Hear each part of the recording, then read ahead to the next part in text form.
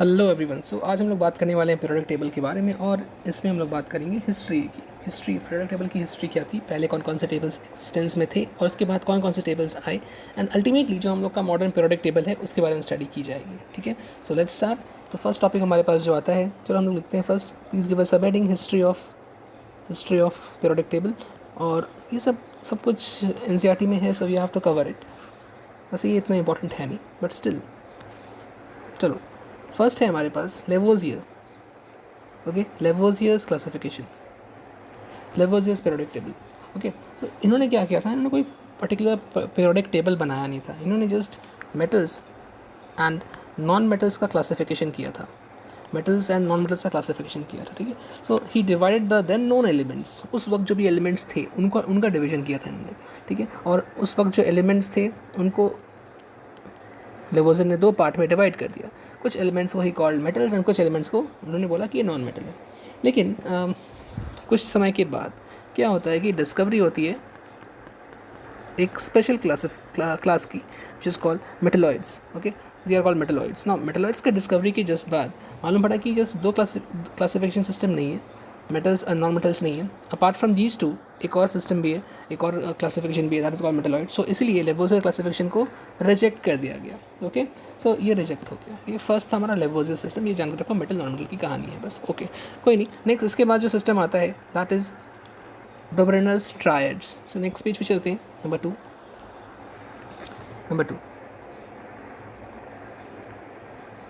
डोब्रेनर्स triads. Triads का literally meaning क्या होता है, तीन का ग्रुप।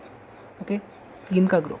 तो इन्होंने क्या बोला कि तीन का ग्रुप है, थ्री एलिमेंट्स का कुछ ग्रुप बनाना है। और उसमें स्पेशल चीज़ क्या है कि जो मिडिल एलिमेंट होगा उसका जो एटॉमिक मास होगा वो बाकी दो एलिमेंट्स के एटॉमिक मास का एवरेज होगा। जैसे मैं एग्जांपल दूँ अगर तुम्हें, जैसे कि उन्होंने क्या कहा, लीना की। ओके, सो इसमें अगर बात करें सोडियम का जो एटॉमिक मास है वो कितना होता है, उन्होंने बोला कि पहले लिथियम का निकालो, तो लिथियम का 7 होता है। ओके, 7, एंड पोटेशियम का होता है 39। ओके, इनको ऐड करो 7 + 39 और इसका एवरेज निकाल लो। ठीक है, सो डिवाइड कर दो 2 से, तो तुमको क्या मिलेगा 23। And this 23 is nothing but the atomic mass of the middle element which is sodium year. Okay, तो इन्होंने क्या किया कि ग्रुप बनाया था, इन्होंने ग्रुप बनाया था डिफरेंट एलिमेंट्स का। और डिफरेंट एलिमेंट्स का जो तीन एलिमेंट्स का जो ग्रुप बन रहा है उसको ट्रायड कहा। और जो मिडिल एलिमेंट है its atomic weight is average of the first and the last elements. ठीक है, यही है बस, ये है डॉमिनस ट्रायड। लेकिन इसका भी कुछ ड्रॉबैक या लिमिटेशन है। और इसका लिमिटेशन है कि he was able to form only limited number of triads. ठीक है, ये आगे तक ये कैरी ऑन नहीं हुआ। बहुत कम एलिमेंट्स ही ट्रायड वाला रूल फॉलो कर रहे थे, सब फॉलो नहीं कर रहे थे। ठीक है, तो इसीलिए इसको भी आगे जाकर रिजेक्ट कर दिया गया। ठीक है, ये भी रिजेक्टेड हो गया। ओके, इसके बाद जो थर्ड आता है that is Newlands laws of octave. Okay, octave क्या होता है देखो, सो इसको ऑक्टेव लॉ भी बोलते हैं। ठीक है, ऑफ न्यूलैंड। तो इन्होंने क्या बोला, जैसे कि मैं हिंदी में समझाऊँ, हिंदी में ही समझा रहा हूँ इसे। ओके, यहाँ पर सारे गा मा पा था ऐसा होता है, सारे गा मा पा, स्पेस नहीं है मेरे पास, एक मिनट, मैं हिंदी के नोट्स ले रहा हूँ। मतलब सारे गा मा पा दा नी, और ये सा वापस यहाँ पर आ गया। सो रेपिटेशन कहाँ पे हो रही है देखो, 1 2 3 4 5 6 7 and this one is the 8th। Okay, ये 8th है, तो 8th and first and 8th similar type के एलिमेंट्स हैं। ठीक है, सिमिलर एलिमेंट्स। तो इन्होंने क्या कहा न्यूलैंड ने, कि जिस तरह से म्यूज़िक के जो नोट्स होते हैं जिसको हम लोग ऑक्टेव बोलते हैं, ठीक है, उनके ही जैसा हमारे पास केमिकल नेचर के एलिमेंट्स भी होते हैं। उसमें से फर्स्ट एंड 8th एलिमेंट अगर मैं इस तरह से इसको अरेंज करता हूँ, तो first element and 8th element, इनकी जो कैरेक्टरिस्टिक्स होंगी या इनके जो डिफरेंट प्रॉपर्टीज़ होंगे वो सिमिलर होंगे। ठीक है, just as musical notes. Okay, लेकिन ऐसा देखा भी गया था, जैसे मैं अगर ड्रॉ कर तुमको दिखाऊँ, जैसे कि लिथियम है, लिथियम से beryllium, boron, carbon, nitrogen, oxygen, fluorine तक आते हैं। चलो ठीक है। फिर यहाँ एक इनर्ट गैस आता है, ओके। तो उस वक्त इनर्ट गैस को यहाँ पर अरेंज नहीं किया गया था, and that was drawback of this classification. So lithium से लेकर फ्लोरीन तक मैंने कर दिया। नेक्स्ट इसके बाद सोडियम, ओके। सोडियम के बाद magnesium, aluminium, silicon, phosphorus, sulphur, chlorine. फिर यहाँ पर एक gap, okay. Then calcium, potassium, calcium, okay. और फिर यहाँ पर डी ब्लॉक्स जो भी स्कैंडिनियम, ये सब स्टार्ट हो जाते हैं। तो प्रॉब्लम ये है कि ये सिस्टम है ना, ये कैल्शियम तक ही वैलिड है, मतलब ये यहीं तक वैलिड है। लाइक यहाँ पे एटॉमिक नंबर तो अभी हम जानते हैं 20, उस वक्त एटॉमिक नंबर का कंसेप्ट नहीं था, तो ये कैल्शियम तक ही वैलिड था, ये पूरे एलिमेंट्स के लिए वैलिड नहीं था। और सेकेंड इसकी जो ड्रॉबैक थी वो ये थी कि ये इनर्ट गैसेस जो यहाँ पे होने चाहिए थे इस प्लेस पर उनको कोई वैल्यू नहीं दे रही थी, ठीक है। सो इसलिए इसको भी बाद में जाकर रिजेक्ट कर दिया गया, ओके। बस जान के रखो कि ये सब होता था। वैसे यहाँ से कोई ऐसा क्वेश्चन आएगा नहीं, अगर आ भी गया तो यही पूछेगा कि इसके फीचर्स क्या थे, क्यों इसको डिस्कार्ड किया गया, ये सब, ओके। चलो नेक्स्ट आगे देखते हैं। नेक्स्ट बहुत इंपॉर्टेंट है, नंबर 4, इसका नाम है लॉथर मेयर क्लासिफिकेशन। सो लॉथर मेयर क्लासिफिकेशन में क्या होता है, लेट्स सी। सो उन्होंने क्या किया, एक ग्राफ बनाया, ठीक है। चलो मैं एक ग्राफ बनाता हूँ। लॉथर और मेयर दोनों ने मिलकर एक ग्राफ बनाया जहाँ पर एटॉमिक वॉल्यूम वाई एक्सिस पे रखा, एटॉमिक वॉल्यूम, और एटॉमिक वेट एक्स एक्सिस पे रखा, ठीक है। तो उनको एक ग्राफ मिलता है कुछ इस तरह से,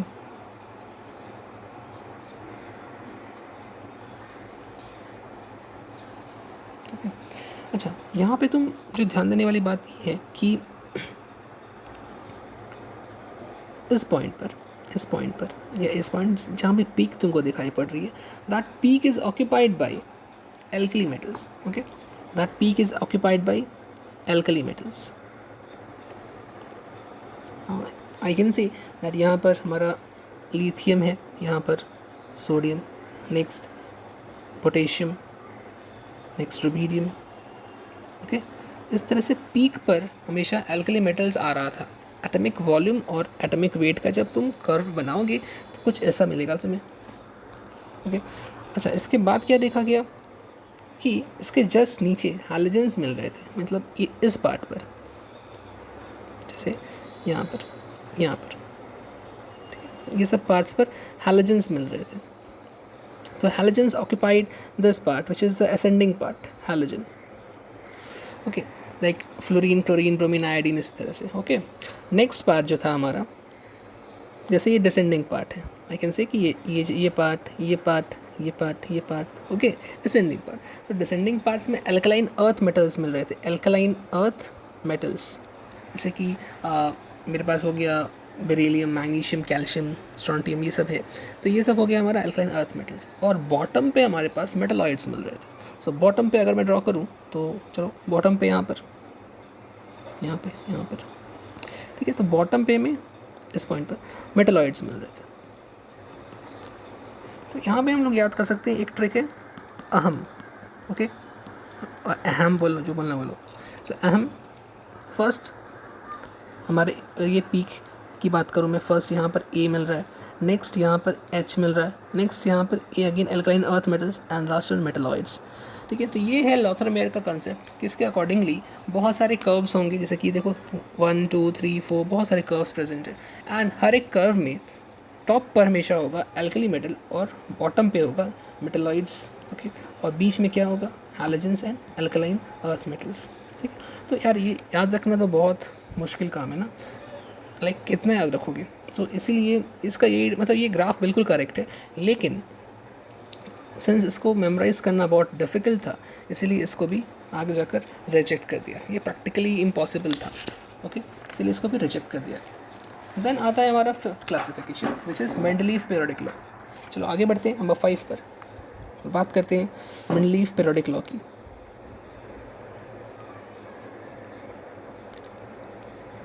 देखो ये सब मैं बस इसलिए कवर कर रहा हूँ बिकॉज ये सब एनसीईआरटी में है और नीट में ये सब आता है, ओके।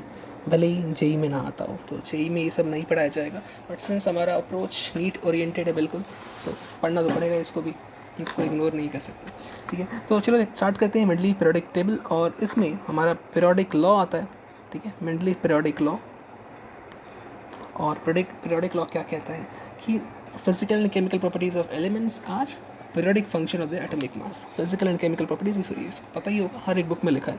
फिजिकल और केमिकल प्रॉपर्टीज़ जो होते हैं दे आर पीरियोडिक फंक्शन, बार बार रिपीट होती है, पीरियोडिक फंक्शन जो रिपीट होता हो, periodic functions of their atomic mass. ये किस पे डिपेंडेंट है, ये वर्ड इंपॉर्टेंट है, atomic mass. Physical and chemical properties, they are dependent on atomic mass and they are repeated according to the atomic mass. Okay, so ये it is based on this table, periodic table जो Mendeleev का है, it is based on atomic mass. Okay, आगे हम लोग देखेंगे कि atomic mass कैसे atomic नंबर में चेंज होता है। Let's see, we'll see. First हम लोग बात कर लें इसकी कैरेक्टरिस्टिक फीचर्स क्या क्या है। तो मेंडलीव पीरियोडिक टेबल में कितने पीरियड्स हैं और कितने ग्रुप्स थे, वो फर्स्ट जानना इंपॉर्टेंट है। तो देखो यहाँ पर अगर मैं टेबल को ऐसे और ऐसे क्लासीफाई करूँ डायरेक्शन के हिसाब से, तो ये जो तुम्हारा हॉरिजॉन्टल ये चल रहा है हॉरिजॉन्टल के हिसाब से, ठीक है, हॉरिजॉन्टल रोज को हम लोग बोलते हैं पीरियड्स, ठीक है, और वर्टिकल कॉलम्स जो होते हैं ये होता है हमारा ग्रुप्स। ठीक है, पीरियड्स कितने थे, इनिशियली 7 पीरियड थे और इनिशियली 8 ग्रुप्स थे इनिशियली।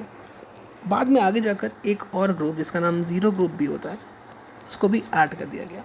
तो बाद में ये 7 और 8 का जो नंबर था, 7 पीरियड्स 8 ग्रुप्स का, ये चेंज हो गया और बन गया 7 पीरियड और 9 ग्रुप्स। ओके, तो इस तरह से है, तो 78 और 79।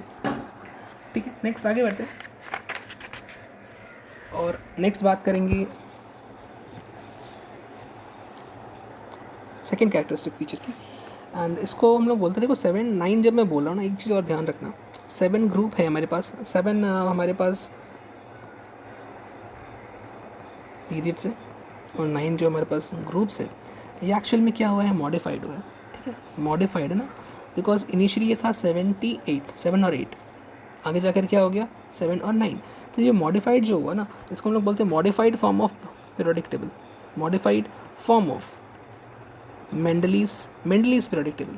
तो इसको मॉडर्न से कंफ्यूज मत करना, modern periodic table is different and this modified form is different, they are totally different. Modified form में बस 7 और 9 वाला केस हो गया और कुछ नहीं हुआ, मॉडर्न में बहुत कुछ हुआ जो कि हम लोग देखेंगे। ठीक है, अच्छा नेक्स्ट प्रॉपर्टी की बात करें, नंबर 3, पॉइंट नंबर 3।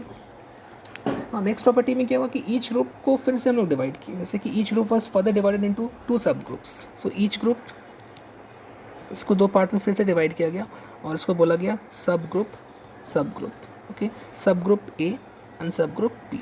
तो अगर मैं ग्रुप को लिखूँ इस तरह से, तो आई कैन राइट कि ये ग्रुप ए हो गया, ये ग्रुप बी हो गया। ठीक है, अब ग्रुप ए में क्या क्या चीज़ें थी और ग्रुप बी में क्या थे। तो सब ग्रुप ए में जो एलिमेंट्स थे बेसिकली वो लोग क्या थे, S and P block elements थे। ठीक है, एस पी एलिमेंट्स थे, और बी में जो एलिमेंट्स थे वो लोग क्या थे, डी ब्लॉक एलिमेंट्स थे। ठीक है, ये याद रखना होगा ए में और बी में क्या था। ओके, इसके बाद जो 4th पॉइंट है हमारा, दैट इज़ 8th ग्रुप के बारे में। देखो 8th ग्रुप रोमन में लिखते हैं इसको, 8th ग्रुप जो था हमारे पास, 8th ग्रुप जो पीरियोडिक टेबल का था, इसमें 3 एलिमेंट्स थे। Okay, 8th group had 3 elements, और जो 3 एलिमेंट्स हैं उनका नाम याद रखना इंपॉर्टेंट है। 3 एलिमेंट्स थे FeCO और Ni। ठीक है, FeCO Ni। ठीक है, ये तुमको याद रखना होगा, ये तीनों एक साथ रखे गए थे 8th ग्रुप में। अच्छा, अब इसके बाद मेंडलीव पीरियोडिक टेबल ने तो अपना मतलब इतना काम कर दिया जो कैरेक्टरिस्टिक हम लोग पढ़ चुके हैं। तो इसके बाद भी मेंडलीव ने कुछ एक्स्ट्रा काम भी किए थे, एंड वो था उनका प्रेडिक्शन। ठीक है, वो भी इंपॉर्टेंट है, प्रेडिक्शन वाला पार्ट। लेट्स सी, तो यहाँ पर हम बात करेंगे प्रेडिक्शन की, prediction by Mendeleev. Okay, prediction by Mendeleev. तो मेंडलीव ने क्या प्रेडिक्ट किया था, उन्होंने बोला था कि जैसे कि इसको कहीं लिखना लिख लो, he predicted the properties of some elements, या मत ही लिखो, सुन लो बस। उन्होंने क्या बोला कि कुछ एलिमेंट्स थे जिनकी प्रॉपर्टीज़ उन्होंने प्रेडिक्ट की थी। ओके, जैसे एल्यूमिनियम है, तो उन्होंने बोला कि एल्यूमिनियम से मिलता जुलता कोई और भी एक एलिमेंट होगा, ठीक है, जो उसके जस्ट नीचे होगा, जो उसके जस्ट नीचे प्रेजेंट होगा उस टेबल के अंदर। ठीक है, तो उसको उन्होंने कहा कि it should be present below aluminium. ठीक है, एल्यूमिनियम के जस्ट नीचे होगा, लेकिन मैं कैसे बोल रहा हूँ, नीचे होगा एल्यूमिनियम के। उन्होंने उसको अपनी लैंग्वेज में बोला, he called it Eka aluminium. They call it Eka aluminium. Eka का literal meaning is below aluminium. तो यार एल्यूमिनियम के नीचे क्या होता है, कौन सा एलिमेंट? उस वक्त ये एलिमेंट डिस्कवर्ड नहीं था, ठीक है, तो उस वक्त ये डिस्कवरी इसकी नहीं हुई थी, and this element was actually gallium, ठीक है, गैलियम। तो अगर तुमसे क्वेश्चन पूछा जाए कि व्हाट इज़ एका एल्यूमिनियम, तो it is nothing but gallium. Similarly उन्होंने एक और प्रेडिक्शन दिया, एका सिलिकन, ठीक है, तो एका सिलिकन के लिए भी उन्होंने एक जगह छोड़ के रखी थी। मतलब जगह छोड़ के रखना मतलब जैसे कि तुम बस में बैठे और तुम्हारा फ्रेंड आने वाला है बस में, तुम उसके लिए सीट रोक कर रखे हो कि मेरा फ्रेंड यहाँ बैठे और कोई यहाँ बैठ नहीं सकता बिकॉज ये उसका प्लेस है।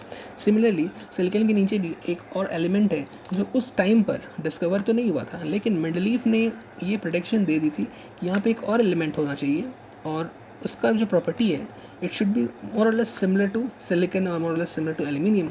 तो एल्यूमिनियम के नीचे जो एलिमेंट प्रेजेंट था उसकी प्रॉपर्टीज़ एल्यूमिनियम से मैच करती थी और उन्होंने उसका नाम रखा गैलियम। सिमिलरली सिलिकन के नीचे जो एलिमेंट प्रेजेंट था उसका नाम रखा गया जर्मेनियम। ओके, तो यहाँ पे हम लोग लिखेंगे जर्मेनियम। तो हमें लर्न करना होगा कि एका सिलिकन का नाम क्या है, germanium. Just below silicon is germanium. Similarly एक और नाम है एका बोरॉन।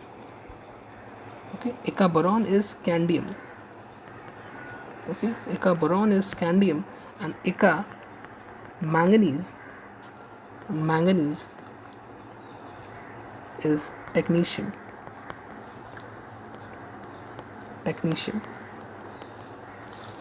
That's it, बस यही है, ठीक है। तो ये चारों नेम्स लर्न करने होंगे। टेक्नीशियन एक्चुअली STC है और TC एंड स्कैंडिनियम इज HC, ठीक है। जर्मेनियम तो पता ही है GE और गैलियम इज GA, ठीक है, GA। ओके, चलो नेक्स्ट आगे बढ़ते हैं। तो मेंडलीफ का पीरियोडिक टेबल उस टाइम के हिसाब से बहुत अच्छा था, ठीक है, उस टाइम के हिसाब से बहुत एडवांस था और अभी तक जितने भी हम लोग क्लासिफिकेशन सिस्टम्स पढ़े हैं उनमें वो बेस्ट था। बट इसमें भी बहुत सारे डिफेक्ट्स थी क्योंकि कोई भी चीज़ परफेक्ट नहीं होती, सब चीज़ में कुछ ना कुछ डिफेक्ट होता है और उस डिफेक्ट को आगे जाकर हम लोग रेक्टिफाई करते हैं, ठीक है। तो मेंडलीफ के में भी कुछ डिफेक्ट था, जैसे उन्होंने, तो मैं बात करूँगा डिफेक्ट्स की, जैसे उन्होंने हाइड्रोजन को कोई पर्टिकुलर स्पेसिफिक पोजीशन नहीं दिया, ठीक है, specific position was not allotted for hydrogen. मतलब कि इन्होंने क्या किया कि हाइड्रोजन को एल्किली मेटल के साथ भी प्लेस कर सकते हो, ऐसा बोला, you can place it with alkali metals, okay, और you can place hydrogen along with the halogens as well, because दोनों की प्रॉपर्टीज़ रिसेंबल करता है, मतलब +1 का वैलेंसी -1 का वैलेंसी, ऐसे बोल सकते हो, पता ही होगा, ठीक है, ये सब वो शो करता है। दैट्स वाई इसका एक पोजीशन फिक्स नहीं रखा गया, ठीक है, एनोमलस पोजीशन बोल सकते हैं इसको। सेकेंड थिंग था कि यहाँ पर कोई आइसोटोप का कंसेप्ट नहीं, जो कि आइसोटोप हमारी केमिस्ट्री में बहुत बहुत इंपॉर्टेंट है, बहुत बड़ा रोल प्ले करता है ये। आइसोटोप्स का भी कोई नो मेंशन, इसको कोई क्रेडिट नहीं मिला, ओके। तो जैसे कि मैं बात करूँ डिफरेंट टाइप्स का आइसोटोप्स है ना, N14 है, N15 है, ठीक है, कार्बन का C12 C13 C14 है, बट ऐसा कुछ भी यहाँ पर नहीं था। देन बहुत सारे ऐसे एलिमेंट्स हैं जिनकी प्रॉपर्टीज़ सिमिलर है, उनको अलग अलग रख दिया गया, जैसे गोल्ड है और प्लैटिनम है, दोनों नॉर्मल मेटल्स हैं, ओके। तो गोल्ड को रख दिया गया फर्स्ट ग्रुप में और प्लैटिनम को रख दिया गया था 8th ग्रुप में।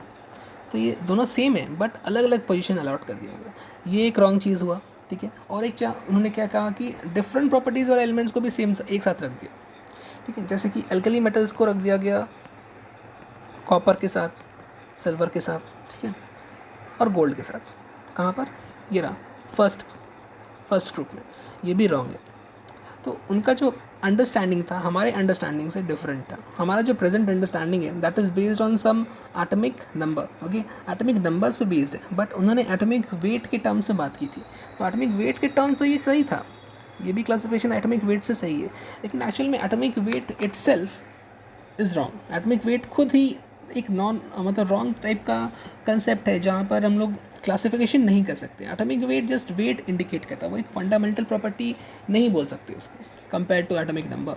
Atomic number more fundamental property है, ठीक है। तो इसी वजह से मेंडलीव का ये लॉ जो था वो थोड़ा सा गड़बड़ हो गया, अदरवाइज़ ये बहुत अच्छा था। और ये जो हमारा मॉडर्न पीरियोडिक टेबल है वो भी टोटली बेस्ड है मेंडलीव पीरियोडिक टेबल पर, ओके। तो ये इसके डिफेक्ट्स की बात होगी। नेक्स्ट हम बात करेंगे मोज़लीज एक्सपेरिमेंट की। तो चलो आगे बढ़ते हैं और बात करते हैं मोज़लेज एक्सपेरिमेंट। मोज़लेज एक्सपेरिमेंट, सो मोज़लेज एक्सपेरिमेंट का भी बहुत बड़ा रोल है। अब यहाँ पे मोज़ले ने एक एक्सपेरिमेंट किया। देखो क्या हुआ था कि मेटल का पीस लिया और मेटल के पीस पर उन्होंने हाई स्पीड इलेक्ट्रॉन्स बम्बार्ड करा दिए, ओके, इलेक्ट्रॉन्स हिट करवाए। इसकी वजह से क्या हुआ, यहाँ से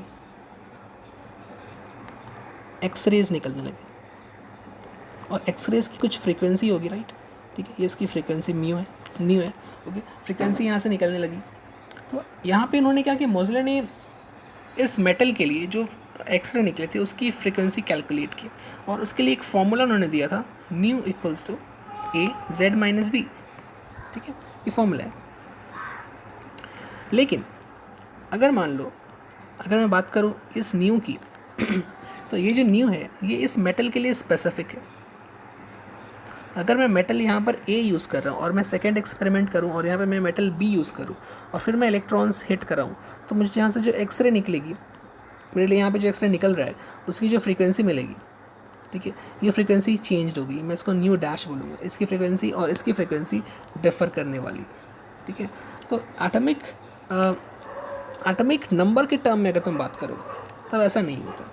अगर तुम एटॉमिक वेट के टर्म में बात करते हो तो ये डिफरेंट मिलता है, ठीक है। तो अब यहाँ पर क्या हुआ कि मोज़ले ने बोला कि एटॉमिक नंबर की केस में न्यू का जो वैल्यू है it remains constant, remains same, but atomic weight के टर्म्स में न्यू चेंजेस।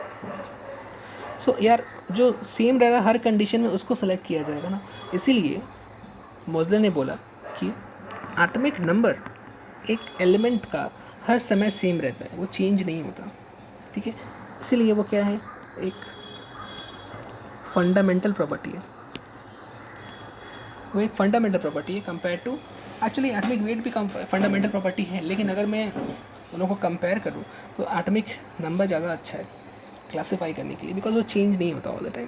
तो इन्होंने एक सजेशन दिया कि जो पीरियोडिक टेबल अभी तक हम लोग फॉलो करते हैं वो एटॉमिक वेट पर बेस्ड है, तो उसको अगर हम लोग एटॉमिक नंबर पे अरेंज कर लें तो हमारे बहुत सारे जो डिफ़िकल्टीज़ हैं वो सॉल्व हो जाएंगी, बहुत सारा जो डाउट्स है वो क्लियर हो जाएगा, okay. So that's why he suggested कि इसको रिप्लेस कर। एंड उसके बाद एंट्री होती है नील बोर की, ठीक है। सो नील बोर ने बोला कि या ये सजेशन तो बहुत अच्छा है मोज़ले का, और चलो एक नया लॉ देते हैं बच्चों को परेशान करने के लिए। और उन्होंने बोला कि ये जो लॉ है इसका नाम है मॉडर्न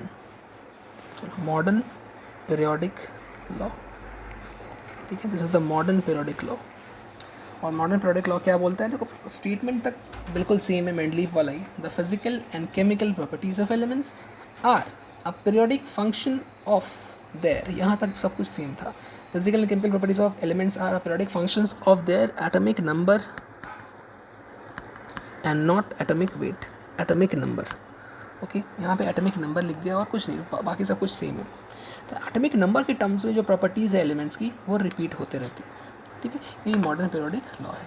अच्छा, अब मॉडर्न पीरियोडिक लॉ पढ़ने के बाद हम लोग स्टडी करने वाले हैं कि मॉडर्न पीरियोडिक टेबल क्या है। उसके लिए मुझे बोर्ड की ज़रूरत पड़ेगी, तो मैं नेक्स्ट वीडियो बना रहा हूँ वाइट बोर्ड पर और मैं पूरा पीरियोडिक टेबल ड्रॉ करता हूँ। मैं कुछ ट्रिक्स शेयर करूँगा जिससे तुम पूरा पीरियोडिक टेबल लर्न कर सकते हो। चलो बाय बाय।